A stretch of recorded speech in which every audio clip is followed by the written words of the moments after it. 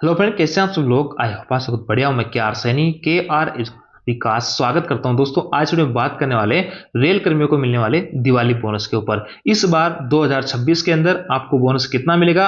20 अक्टूबर का दशहरा है, उससे पहले पहले जो बोनस की राशि है वो आपके अकाउंट में क्रेडिट कर दी जाएगी।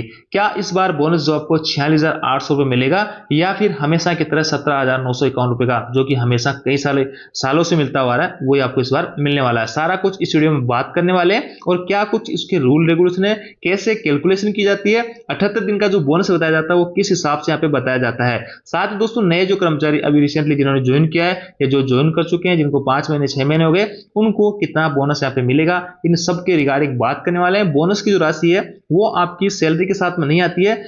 आपको दशहरे से पहले पहले, यानी 20 अक्टूबर का दशहरा है तो उससे पहले 18 को आ जाए, 17 को आ जाए, 16 को आ जाए, आपके अकाउंट में डायरेक्ट राशि क्रेडिट कर दी जाती है। तो देखिए, जैसे ही यहाँ पे अनाउंसमेंट करती है सरकार के 78 दिन के बराबर यहाँ पे रेलवे कर्मचारियों को बोनस दिया जाता है, तो आपके सभी रिश्तेदार वगैरह सोचते हैं कि यार 2.5 महीने का यहाँ पे बोनस, 78 दिन लगभग 2.5 महीने का जो सैलरी मिल रही है वो इनको बोनस के रूप में मिलेगी। जबकि ऐसा नहीं होता दोस्तों। 17,951 रुपए, 7,000 रुपए पर मंथ की, यानी 30 दिन का पेमेंट 7,000 मान के उसके हिसाब से भुगतान किया जाता है। और ये न्यूनतम जो 7,000 माना गया है, ये 6th सीपीसी का 6ठे वेतन आयोग 2006 में था, उसकी बेसिक के आधार पर ये आपको दिया जा रहा है, जो कि कतई यहाँ पे गलत रहने वाला है। और क्योंकि दोस्तों 7वां वेतन आयोग का पूरा 10 साल यहाँ पे बीत चुका है, और 7वें वेतन आयोग के अंदर न्यूनतम जो 18,000 न्यूनतम बेसिक था, मान लो 7वें वेतन आयोग के अंदर नहीं मिला, लेकिन अब जो 8वां वेतन आयोग 1 जनवरी 2026 से आपका लागू होने वाला है, तो उसके हिसाब से अब तो यहाँ पे इस जो पिछला पे कमीशन था उसके बेसिक के आधार पे देना चाहिए, जो कि आपका 46,000 रुपए प्लस यहाँ पे बोनस बनता हुआ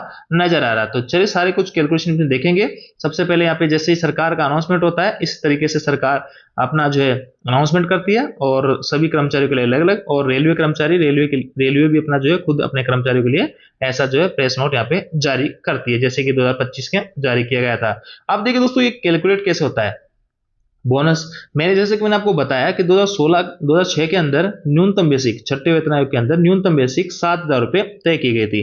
तो इस 7,000 के हिसाब से 78 दिन का, यानी 7,000 30 दिन का पेमेंट हो गया। तो 30 दिन का अगर इसमें डिवाइड करेंगे तो एक दिन का पेमेंट आ गया, और उसको आप 78 से मल्टीप्लाई करोगे तो आपका 17,951 रुपए निकल के आएगा, जो कि अभी वर्तमान में रेलवे कर्मचारियों को मिल रहा है। लेकिन वाकई में मिलना क्या चाहिए था, और जो डिमांड की जा रही है वो जेन्युइन है। पिछले 10 साल से, आज से नहीं, पिछले 10 साल से इस राशि के आधार पे, क्योंकि न्यूनतम बेसिक आपकी 18,000 रुपए हो गई थी 7वें वेतन आयोग के अंदर, तो इस 18,000 के हिसाब से 30 दिन का पेमेंट मान के न्यूनतम पेमेंट अगर 78 दिन का कैलकुलेशन किया जाए तो 46,000 प्लस आपका बोनस यहाँ पे निकल के आता है। ये चीज आपको क्लियरली समझ में आएगी, क्योंकि ये जो है बेसिक 2006 का, आज के कई साल पहले का, लगभग आपका 20 साल पहले का, और ये है 10 साल पहले का। तो पिछले 10 साल से भी इस बेसिक के आधार पे यहाँ पे जो है बोनस दिया जाना चाहिए था। हालांकि कई सारे सेक्टर ऐसे हैं जहां पे रेलवे कर्मचारी से भी काफी कम बोनस देखने को मिलता है, जैसे कि आपको बेल्ट की नौकरी दी गई, फौज पुलिस वगैरह में गजेटेड ऑफिसर वगैरह को बोनस वगैरह नहीं दिया जाता है। साथ दोस्तों, रेलवे के अंदर चाहे आप जो है किसी भी डिपार्टमेंट में ग्रुप सी और डी के अंदर, इसमें आपका फिक्स अमाउंट रहता है। जो भी बोनस मिलने वाला होता है सभी कर्मचारियों को समान मिलता है पूरे साल का। इसमें ऐसा भेदभाव नहीं है कि ये जो है लेवल 5 का, लेवल 6 का ये राशि मिलनी है, तो सभी भाइयों को समान ही राशि यहाँ पे दी जाती है। दोस्तों, जब भी बोनस की बात आती है तो यहाँ पे सभी जो यूनियन वगैरह हैं, जैसे मैं बात करूँ रेलवे की तरफ से NFIR है, ये बड़ी बड़ी जो यूनियन है, ये एंड वक्त पे जो यहाँ पे डिमांड करती है कि बोनस को बढ़ाया जाए। जब आपको अक्टूबर में पेमेंट करने का समय होता है, उसके कुछ एक दो सप्ताह पहले ये डिमांड यहाँ पे करने लग जाते हैं। तो अभी ये डिमांड क्यों नहीं कर रहे हैं? अभी समय है 1-2 महीने का, तो अभी से आप डिमांड करो, अभी से आप चर्चाएं करो, अभी से आप बैठ के करो, तो कुछ सोल्यूशन होकर निकल के आएगा। आप दशहरे से 1-2 सप्ताह पहले यहाँ पे लेटरबाजी करते हो, तो उससे कोई जो है कंक्लूजन निकल के नहीं आता। अब देखिए, यूनियन ने कुछ है यहाँ पे छोटी सी, लेकिन इस बार मुद्दा यहाँ पे जोर शोर से उठाया है। मैं यहाँ पे जो है all India railway track maintenance जो साथी है उनकी तरफ से, उनकी यूनियन की तरफ से देखिए बहुत अच्छा खासा मुद्दा उठाया है, और बहुत समय से पहले यहाँ पे उठा लिया है। तो एक अभी समय बचा हुआ, देखिए यहाँ पे 18,000 के न्यूनतम जो बेसिक, जैसे कि मैंने आपको बताया कि 2016 के अंदर न्यूनतम बेसिक 18 था, उसके हिसाब से यहाँ पे जो आपका बोनस निकल के आता है 78 दिन का PLP bonus, productive linked bonus, जो कि 46,000 प्लस आपका अमाउंट यहाँ पे होना चाहिए।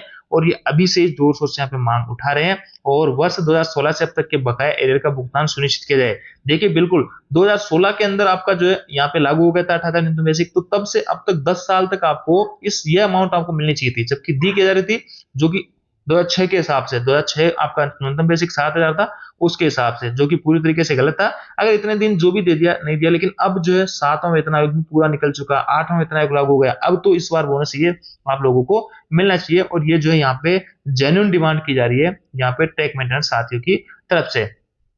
तो ये एक तरफ से आवाज बहुत पुरजोर तरीके से उठी है। और दूसरे जो यूनियन वगैरह है, एआरएफ है, एनएफआई है, जो भी बड़ी बड़ी कर्मचारी संगठन वगैरह, उनको अभी से यहाँ पे इस चीज की मांग उठानी चाहिए। रेलवे मंत्री है, रेलवे बोर्ड है, इन सबसे डिमांड इन चीजों की करनी चाहिए वित्त मंत्रालय वगैरह से, कि हमारा जो बोनस है उसको 7वें वेतन आयोग के आधार पर दिया जाए। साथ ही अभी हाल ही में 18 अगस्त 2026 को इन्होंने एक और लेटर लिखा अश्विनी वैष्णव को। इनमें सारी कुछ चीजें इन्होंने डिटेल से बताया है कि क्यों जो है हमारे को इतना बोनस यहाँ पे मिलना चाहिए। और एरियर का भी इन्होंने डिमांड किया, हालांकि एरियर का मुश्किल मिलेगा, क्योंकि ये जो है पीएलबी है, बोनस है, तो बोनस का एरियर कभी मिलता नहीं है। तो बोनस का एरियर जो है मिले या न मिले, लेकिन अब जो है बढ़ी हुई राशि यहाँ पे मिलनी चाहिए। और एक जेन्युइन डिमांड यहाँ पे ये रहने वाली है। सभी यूनियन संगठनों का इनका साथ यहाँ पे देना चाहिए। अब देखिए दोस्तों, बात करते हैं कि नए कर्मचारियों को बोनस मिलेगा या नहीं मिलेगा। देखिए बोनस होता क्या है, बोनस जो एक तरीके से आपका प्रोडक्टिव लिंक बोनस, पीएलबी जो बोनस बोलते हैं, ये पिछला फाइनेंशियल ईयर जो होता है उसके आधार पे मिलता है। उस फाइनेंशियल ईयर में आपने कितने दिन काम किया उसके आधार पे। तो पिछला जो फाइनेंशियल ईयर है वो है आपका 1 अप्रैल 2025 से लेकर 31 मार्च 2026। यानी दोस्तों इस टाइम पीरियड के बीच में अगर आपकी ज्वाइनिंग हुई है तो आपको कुछ ना कुछ बोनस मिल जाएगा।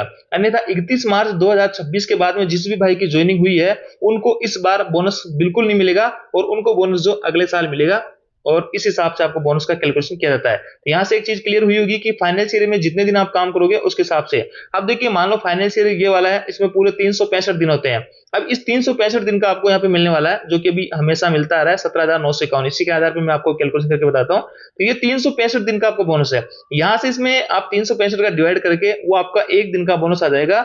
और इसको इस फाइनेंशियल ईयर में जितने दिन आपने काम किया, मान लो आपने 100 दिन काम किया, मान लो आपने 50 दिन काम किया, तो उससे इसको मल्टीप्लाई कर लेंगे, तो आपका जो भी बोनस निकल के आएगा 5,000, 6,000, 7,000, उसका भुगतान आपको कर दिया जाएगा। और अगले साल से, जो कि आप जो करंटली फाइनेंशियल ईयर है इसमें पूरे साल काम करोगे, तो अगले साल आपको पूरा बोनस जो भी मिलना है 17,951 या 46,000 रुपए, वो आपको पूरा भुगतान कर दिया जाएगा। तो ये चीज आपको क्लियरली समझ में आया होगा कि फाइनेंशियल ईयर में जितने दिन आप काम करोगे उतने दिन का आपको जो है यहाँ पे बोनस दिया जाएगा। कोई भाई यहाँ पे एब्सेंट है लंबे समय से, तो उसको इसका बोनस का जितने दिन एब्सेंट है उसके हिसाब से कटौती कर ली जाएगी बोनस में से।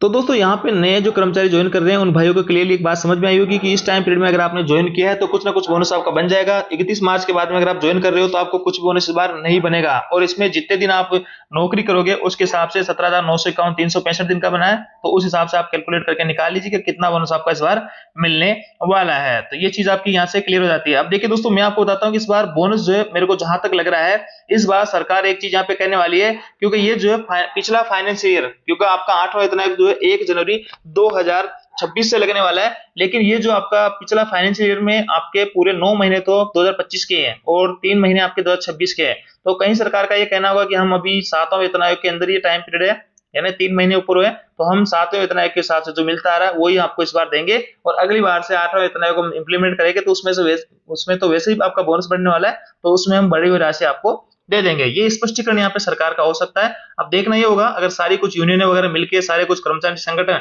मिलके अगर यहाँ पे पुरजोर तरीके से डिमांड करे तो भले ही कुछ हो सकता है। बाकी एंड टाइम पे अगर आप मांगते हो 1-2 सप्ताह पहले, तब यहाँ पे कुछ भी संभावना नहीं आती है। तो ये अमाउंट आपको मिलनी ही मिलनी है, इसमें कोई दो राय नहीं है।